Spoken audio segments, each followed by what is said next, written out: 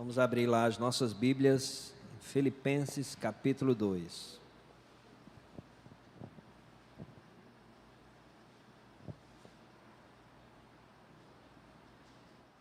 A carta de Filipenses foi dirigida à igreja em Filipos.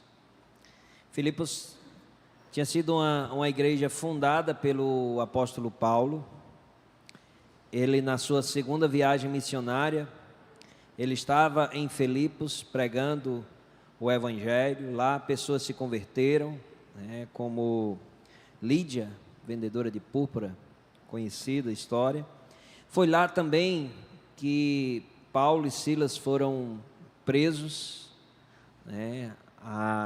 acorrentados, amarrados a um tronco, e depois de terem apanhado, estarem presos e correndo o risco ali de morte, em Atos nós temos relatos que à meia-noite eles cantavam louvores ao Senhor. Nessa cidade nasceu uma igreja cristã, verdadeira, e uma igreja muito participativa no ministério de Paulo. E Paulo menciona as ajudas que recebeu dos irmãos, quando Paulo estava nas suas viagens missionárias. Em outras cidades, Paulo recebia ajudas, para o seu sustento dos irmãos de Filipos. E Paulo então escreve essa carta para aquela igreja para tratar de alguns pontos. Fala da alegria do Senhor, de servir ao Senhor. Ele vai falar sobre unidade do corpo. Ele vai tratar de problemas e relacionamentos. Ele fala até, menciona nomes, de irmãs que estavam em conflitos e eram irmãs operosas no serviço ao Senhor, mas que em determinado momento elas estavam se opondo uma à outra, estavam tendo discórdias, discordando de uma à outra. Então Paulo ele escreve essa carta para ensinar sobre a união que o corpo de Cristo precisa ter e dar o fundamento para isso.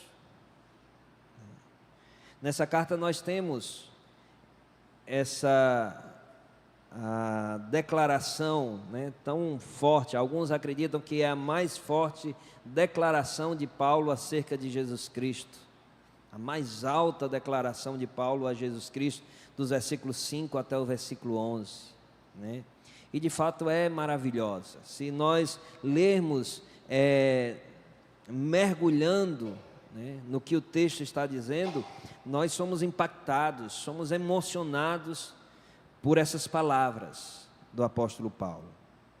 Mas é importante entender qual o contexto que Paulo escreve isso, o porquê que Paulo levanta um argumento tão forte, uma declaração tão forte acerca de quem é Jesus.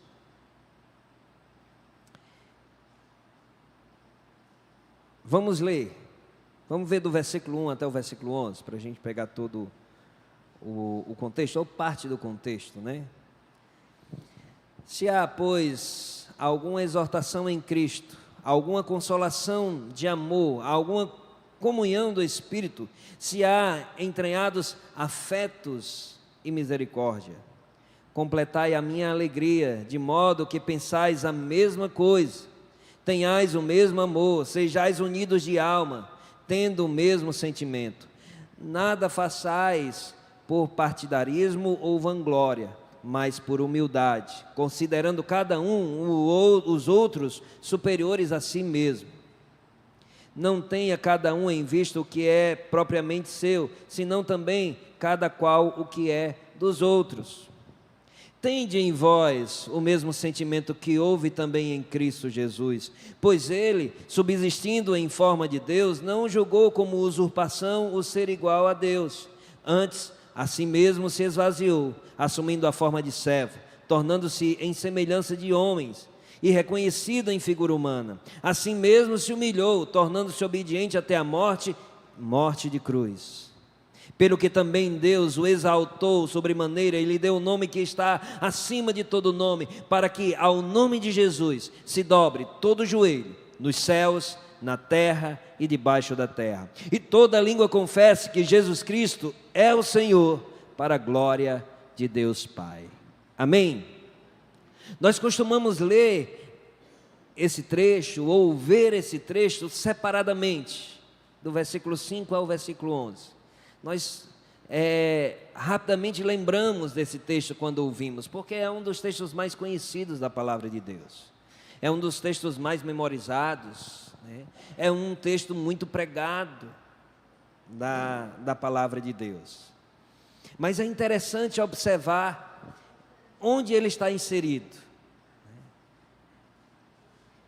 É uma continuidade de algo que Paulo havia começado a falar antes.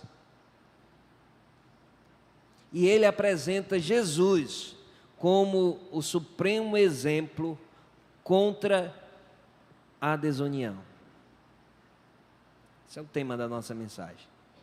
Jesus, o supremo exemplo contra a desunião. Porque era isso que estava acontecendo na igreja de Filipos. A gente olha para a realidade da nossa igreja, vê, enxerga facilmente muitos problemas, muitas dificuldades, mas vemos também que, infelizmente, isso não é uma questão só dos dias de hoje ou dessa igreja local, mas é algo que tem sido tratado desde a igreja primitiva. Isso porque a igreja, talvez contrária a que muitos lá fora pensam, ou até a que muitos aqui dentro também pensam, não é um lugar de perfeição. A igreja não é um retiro de férias, a igreja não é uma plenitude de paz, de concordância, mas é um lugar de conflitos, é um lugar onde se enfrenta e se trata muitos problemas. Eu lembro de uma aplicação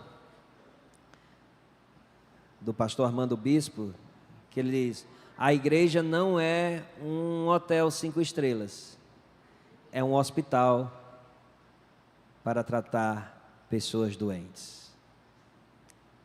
Nós, enquanto pessoas, nós somos doentes, emocionalmente, temos problemas de caráter, problemas de conduta,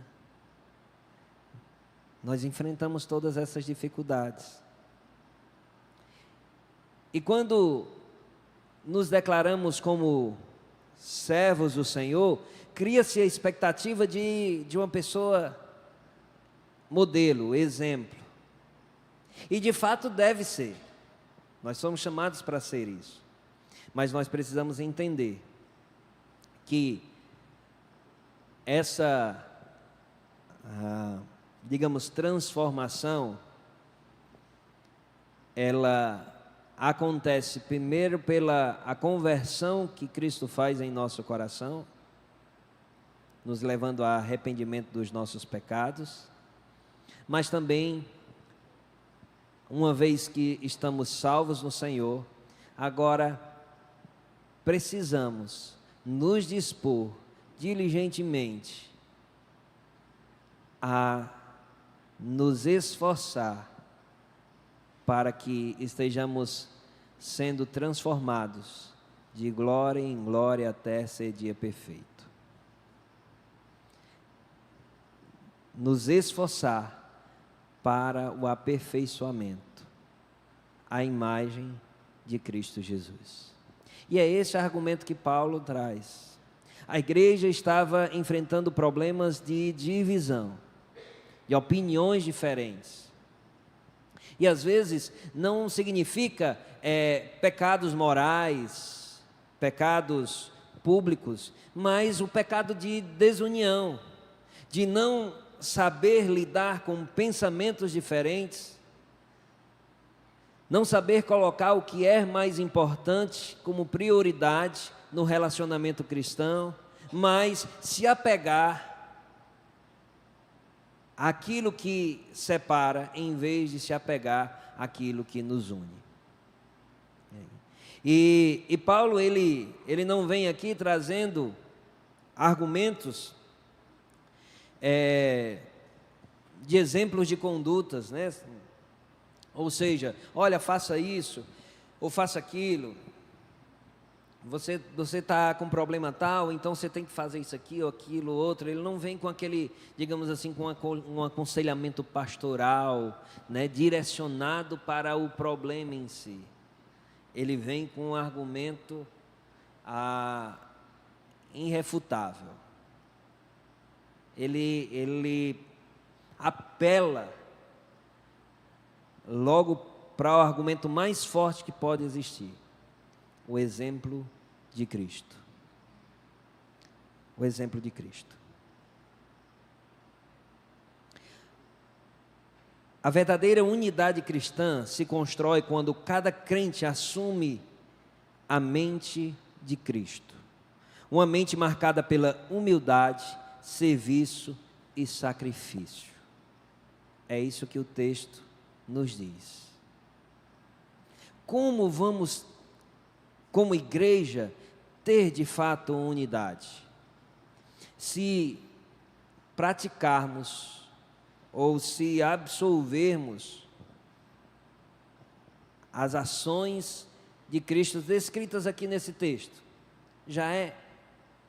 com certeza é suficiente para que venhamos a estar resolvendo as nossas questões. Um dos maiores problemas que enfrentamos como igreja é a falta de unidade. Hoje, pela manhã, nós estávamos reunidos com jovens, um encontro muito bom, mas estávamos tratando disso. O grande problema na juventude é a falta de unidade, de união. Usei o texto lá de Efésios, capítulo 4, versículo 2, se eu não me engano. Esforçar diligentemente para manter o vínculo da paz. E estendo essa mensagem que foi hoje para os jovens, para toda a igreja. Nós precisamos nos unir mais. Nós precisamos, de fato, abrir mão daquilo que nos separa para nos apegar àquilo que nos une. E o que é que nos une?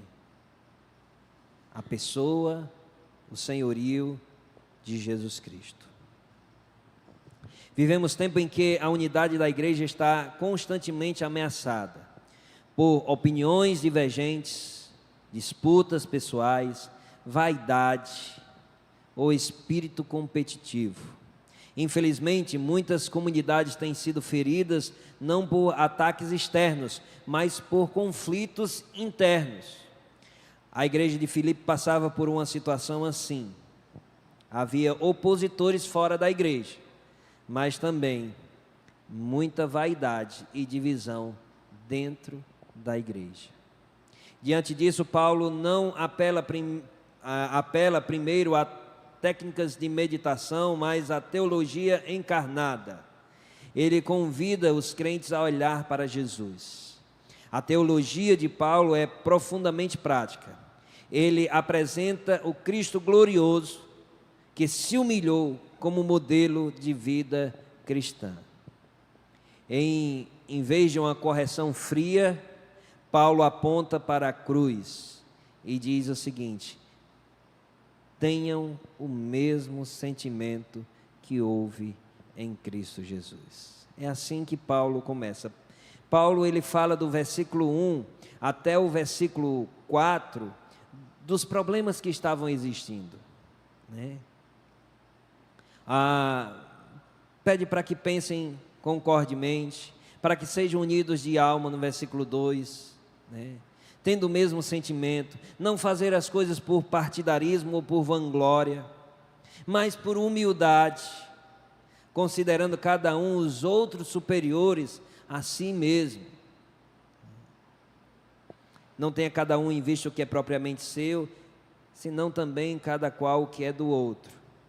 E aí, ele diz: sabe como é que vocês têm que viver? Sabe o que é que tem que estar no coração de cada um de vocês? E nós podemos ouvir Paulo dizendo para nós hoje: tenham o mesmo sentimento que houve em Cristo Jesus. Tenham o mesmo sentimento.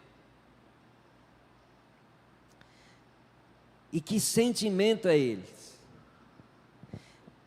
Ele subsistindo em forma de Deus, ele sendo co-igual a Deus, da mesma substância de Deus, soberano igualmente a Deus, porque é Deus. Ele não usou como usurpação o ser igual a Deus, ou seja, ele não se apegou egoisticamente ao fato de ser Deus, e que ele soberanamente tinha todo o direito de não se humilhar, de não se rebaixar, mas ele se humilhou. Jesus, sendo o Senhor, se humilha. Nós, sendo servos miseráveis, nos achamos grande coisa para não nos humilharmos diante dos outros. De outra forma, nós estamos nos sentindo superior até o próprio Senhor Jesus, porque Ele se humilha, mas nós não nos humilhamos. Ele se rebaixou da sua glória, mas nós não somos capazes de nos rebaixar diante da opinião do outro, diante da maneira do outro viver. E nós nos apegamos aos argumentos de direito, de justiça. Mas lembremos que Paulo está usando o argumento de Cristo, que por direito, por justiça, não precisava se humilhar, não precisava descer, não precisava vir nos salvar. Mas Jesus faz isso. Jesus é Deus eterno, glorioso, onipotente, mas em sua encarnação Ele abriu mão dos privilégios legítimos de sua glória. Ele não se apegou ao seu status divino como algo que deveria ser protegido egoisticamente. Cristo não buscou afirmar sua posição, mas se humilhou voluntariamente. Nós, quando pensamos na humilhação de Cristo, nós pensamos na morte de cruz, em ter sido cuspido, em ter sido batido, em terem colocado uma coroa de espinhos na sua cabeça. Nós vemos isso como uma grande humilhação, mas saibamos que só o fato de Jesus descer da sua glória e vir para a terra como homem, diante da sua majestade divina, isso já é uma humilhação, uma grande humilhação.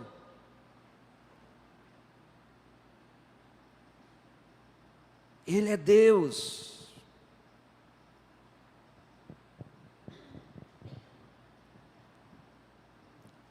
Para que nós estejamos corrigindo os nossos problemas de desunião, para que nós possamos estar crescendo em união, lutando pela união, nós precisamos também abrir mão dos nossos direitos,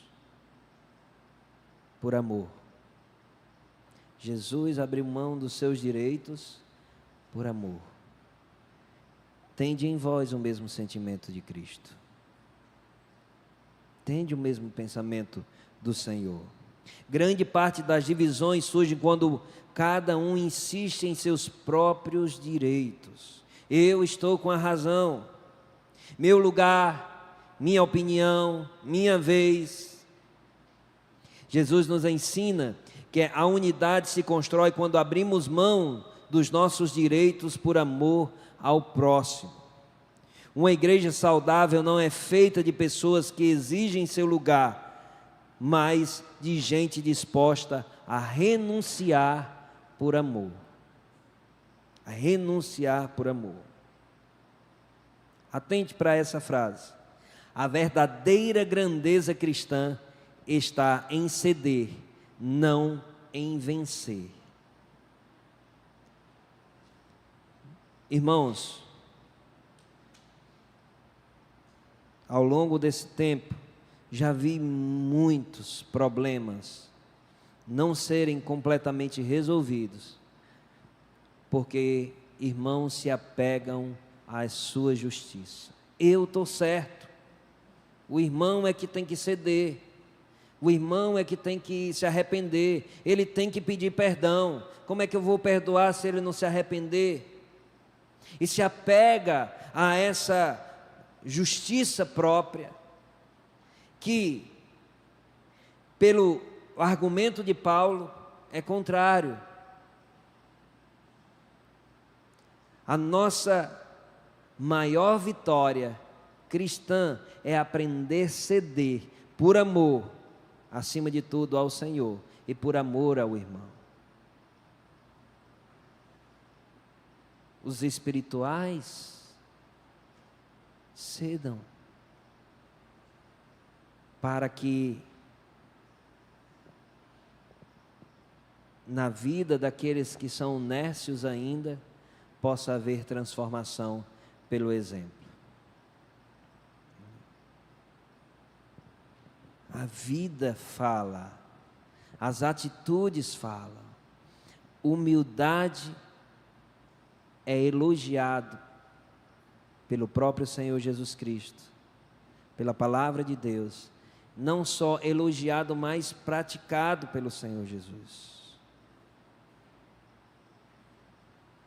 Ele é o nosso maior exemplo de humildade, a vanglória, o apego às nossas razões, por muitas vezes são os motivos das nossas divisões, do que nos separa. 2, no versículo 7, Paulo usa o argumento de que Jesus se esvaziou, antes a si mesmo se esvaziou, assumindo a forma de servo, tornando-se em semelhança de homens e reconhecido em figura humana. Cristo não perdeu sua divindade, mas deixou os privilégios e glórias do céu, assumindo a condição humana. Ele renunciou não sua essência, mas sua aparência gloriosa, e tornou-se semelhante a nós. Ele veio em humildade, e em humildade extrema. Ele não veio para um palácio, ele não veio para uma família influente, ele veio para a pobreza, ele veio para o meio daqueles mais desprezados que existia. A desunião nasce quando cada um quer ser mais importante que o outro. O antídoto é o esvaziamento. Quem está cheio de si, esvazia a comunhão. Quem se esvazia de si, enche a igreja de paz. Amém?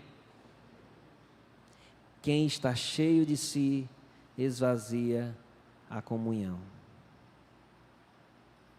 E quem se esvazia de si, transforma o ambiente onde está.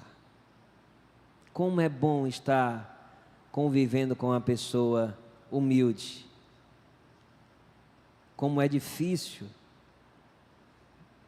conviver com uma pessoa arrogante ou soberba, que se vangloria.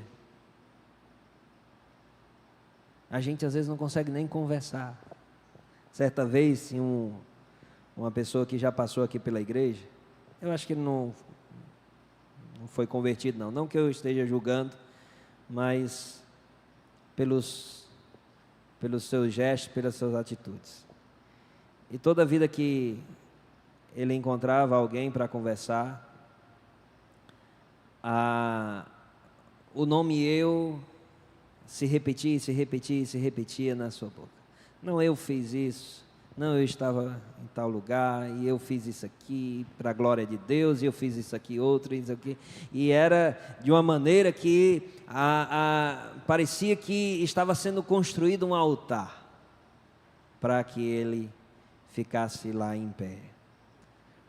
Ninguém suportava mais conversar. Ninguém aguentava ficar perto, porque não havia humildade, só havia vanglória. Talvez seja um exemplo extremo, mas nós temos que ter cuidado. O que é que nós pensamos de nós mesmos? Como nós enxergamos a nós mesmos? Nós enxergamos altos valores em nós, ou nós enxergamos que sem a ação do Senhor Jesus Cristo na nossa vida, nós somos miseráveis?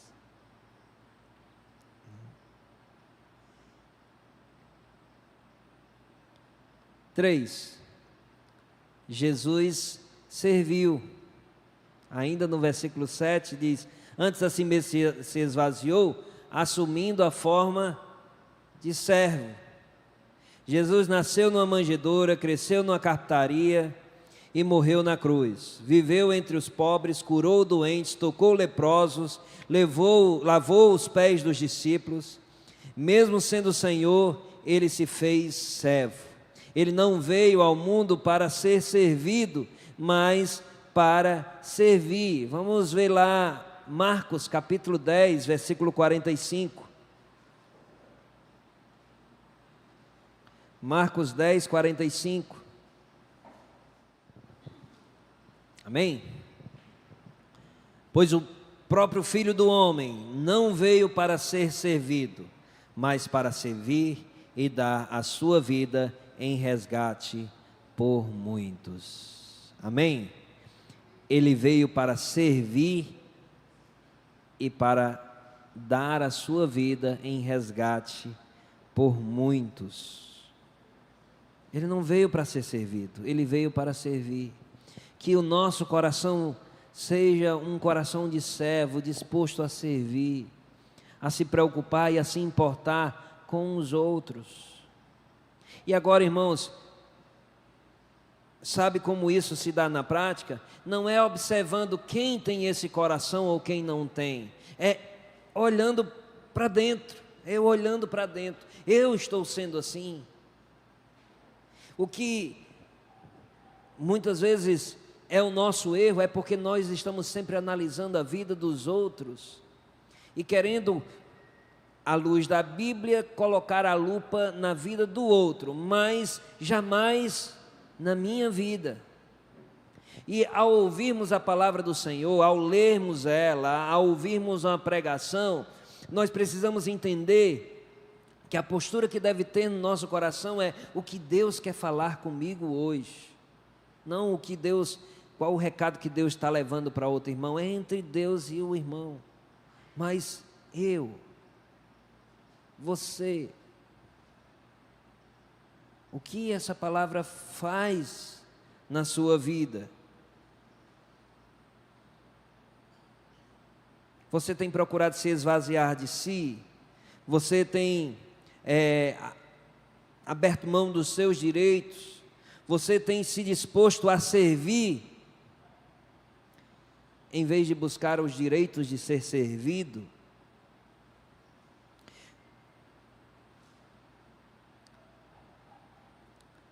Muitos querem destaques, títulos, né?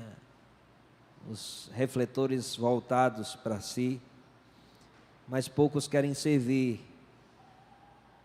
até no anonimato. A verdadeira unidade se constrói quando todos têm coração de servo. Ninguém se divide por servir demais. Serviço demais. Muitas pessoas dispostas a servir não causam divisão. Pode ter certeza. Servir pelas motivações certas não causa divisão. O que causa divisão é vanglória, é destaque. Porque alguns, maquiados no serviço, estão em busca de glória pessoal. Quer fazer muito, mas não para servir ao Senhor e servir aos irmãos, mas para ser visto e notado. Os motivos importam, a motivação do coração importa. Deus vê o coração, Deus não vê como o homem vê o exterior, mas Deus vê o que está no coração. É o que aprendemos lá em Samuel, né? Quando Deus estava escolhendo Davi.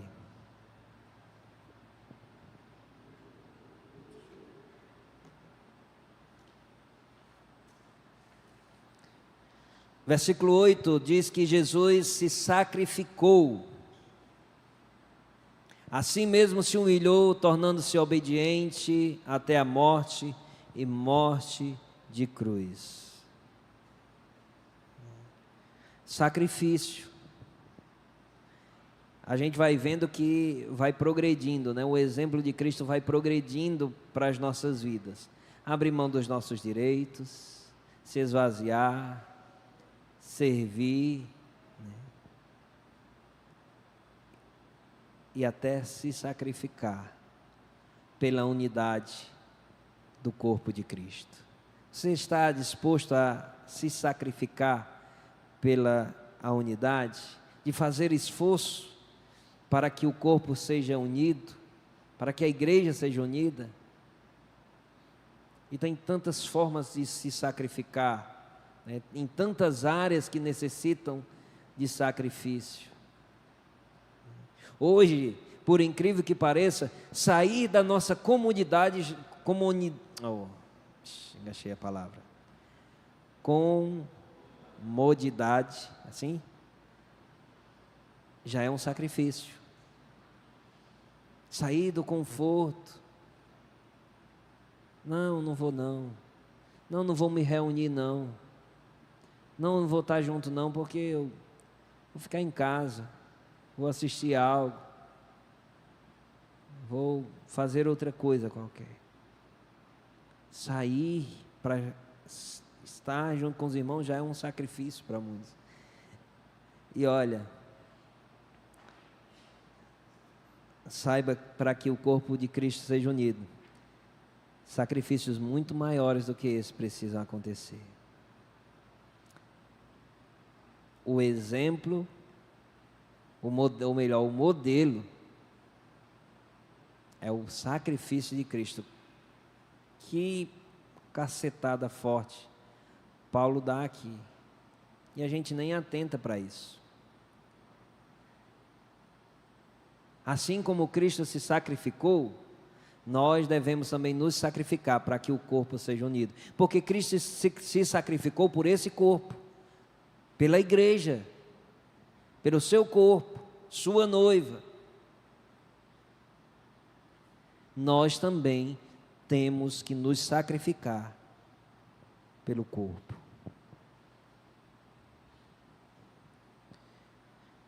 Muitas pessoas estão dispostas a servir aos outros, desde que isso não lhes custe coisa alguma. mas se precisarem pagar algum preço, perdem o interesse no mesmo instante. Cristo foi até o fim. Sua obediência não foi parcial nem cômoda. Ele suportou rejeição, traição, dor e morte. E por amor a esse corpo, nós também temos que suportar semelhantemente o que for necessário para que o corpo esteja unido. Unidade exige sacrifício. Perdoar custa caro. Suportar o fraco exige paciência. Ceder numa discussão demanda humildade. Mas quem ama, sacrifica. Jesus nos mostra que o amor verdadeiro não é sentimentalismo, mas disposição para sofrer pelo outro. Se sua fé não lhe custa nada, talvez você ainda não esteja vivendo o cristianismo.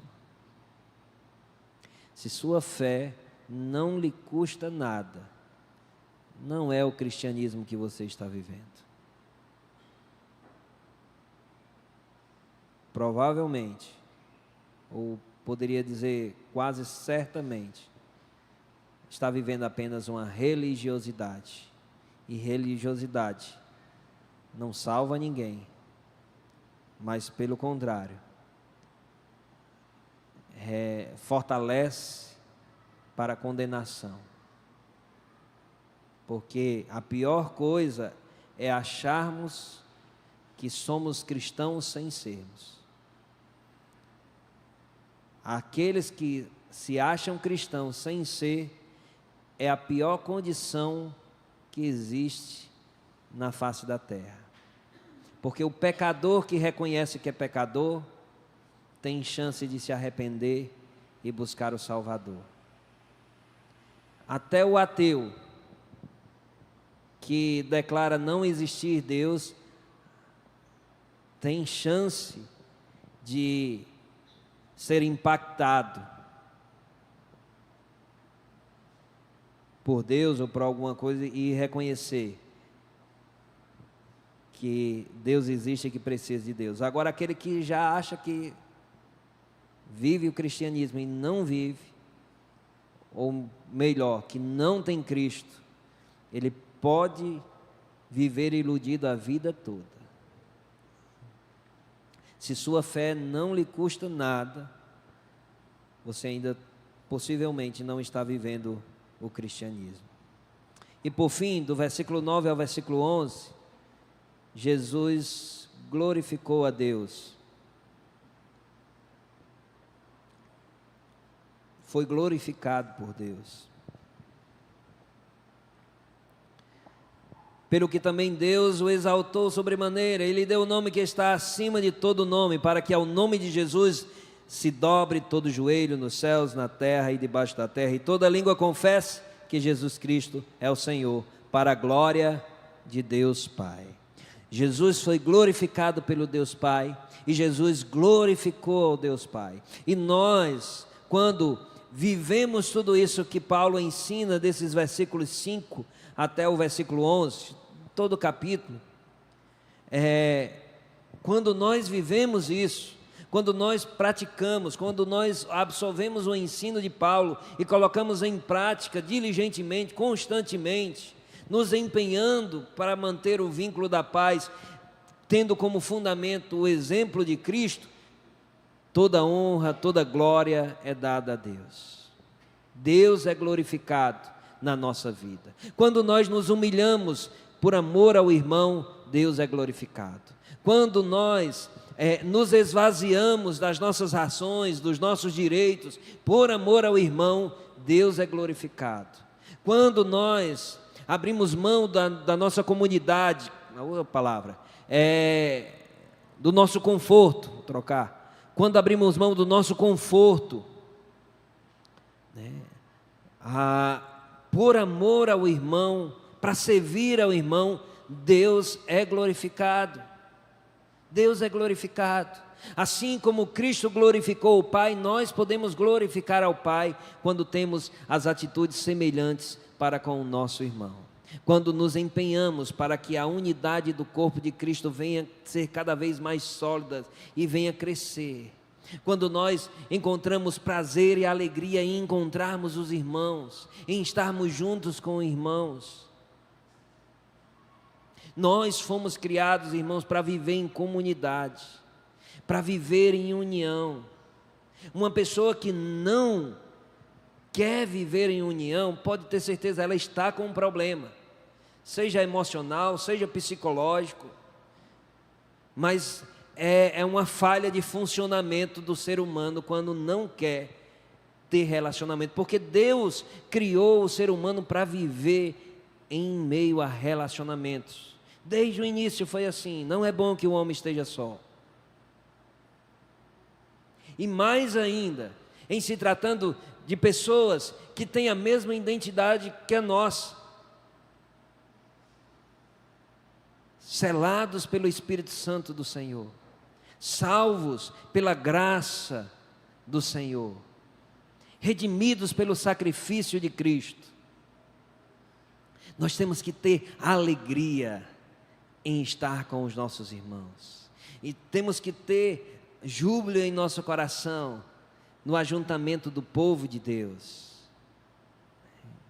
Não podemos nos apegar a picuinhas, a pequenas coisas. Não podemos nos apegar a nós mesmos, diante de todos os exemplos citados aqui, diante do quão maior é e mais importante é a unidade do corpo de Cristo. Deus é glorificado na nossa vida quando estamos juntos, quando amamos uns aos outros. Este é o objetivo maior de tudo o que fazemos, glorificar a Deus. Paulo adverte sobre a vanglória em Filipenses, no versículo 3, versículo 3, nada façais por partidarismo ou vanglória. O tipo de rivalidade que coloca um cristão contra o outro é um ministério contra outro, não é espiritual, nem é gratificante, apenas fútil e vão. Então, irmãos, lá em Provérbios, nós aprendemos também que tem coisas que Deus reprova, e a sétima, 6 coisas Deus reprova e a sétima sua alma abomina. Lembra qual é aquilo que Deus abomina? É Provérbios, eu acho que é no capítulo 1 ainda, não sei, não lembro a referência. 6 coisas o Senhor aborrece e a sétima a sua alma abomina. A sétima é quem cria contendas entre irmãos. Quando a gente fica se enchendo dos nossos direitos e observando as ações dos outros e dizendo, está vendo lá o que o irmão fez? Está vendo aquilo que eu te falei? Preste atenção nas ações do irmão. E aí quando o irmão faz, está vendo? Eu tinha dito. E aí começa a causar discórdias, dissensões, facções. Você que talvez se acha espiritual, mas agindo desse jeito, você está sendo usado tremendamente pelo diabo e não por Deus. Nós somos chamados para ser pacificadores, para minimizar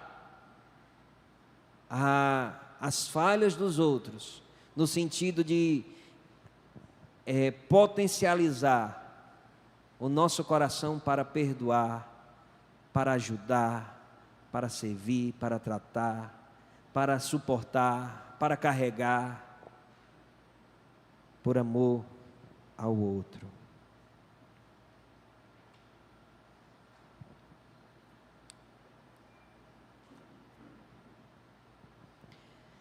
Nesse texto nós vimos Paulo usar o argumento da humilhação à exaltação de Cristo.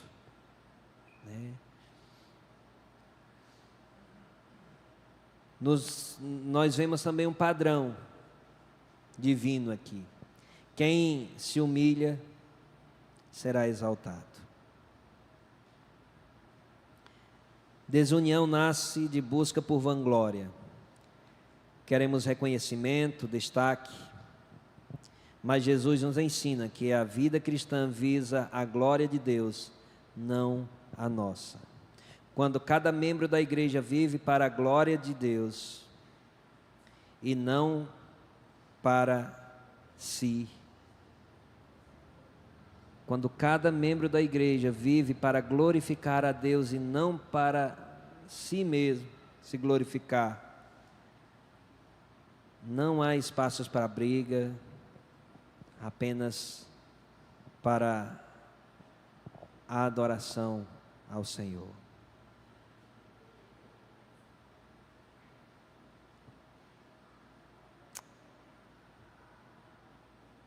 Vamos abrir 1 Pedro capítulo 5, versículo 6 e encerrar com a leitura desse versículo.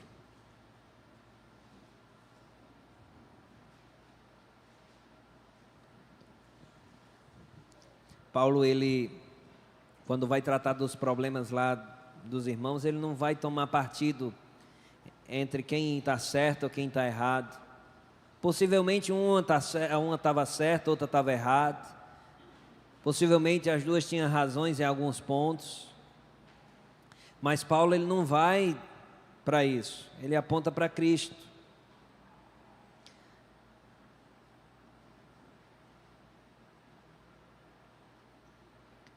Onde cada um quer vencer, haverá divisão. Onde cada um quer imitar Jesus, haverá comunhão.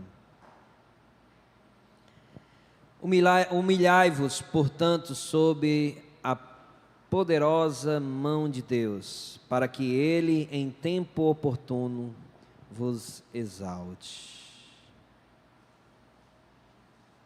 Amém? Que venhamos